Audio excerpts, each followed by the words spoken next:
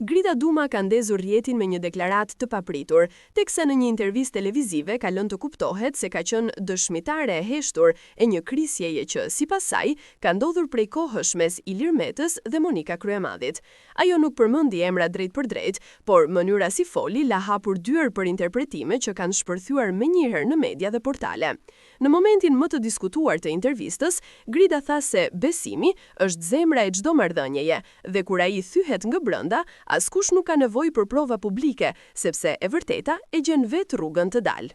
Kjo fjali u mor me një herë si një thumbi drejt për drejt ndaj çiftit Meta Kryemadhi, të cilët prej vitesh janë përfolur për tensione të brendshme që nuk janë pranuar publikisht. Duma shtoi gjithashtu se mungesa e transparencës dhe loja me besimin kanë qenë arsyeja kryesore pse shumë figura politike janë rrëzuar, jo nga kundërshtarët, por nga gabimet e veta.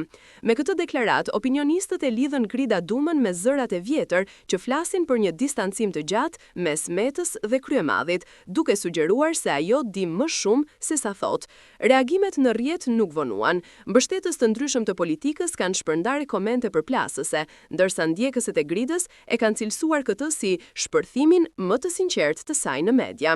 Ndërkohë, nga ana tjetër, ka edhe nga ata që mendojnë se ajo ka ndërhyrë në një çështje shumë të ndjeshme për një çift që ka dekada në skenën publike dhe politike.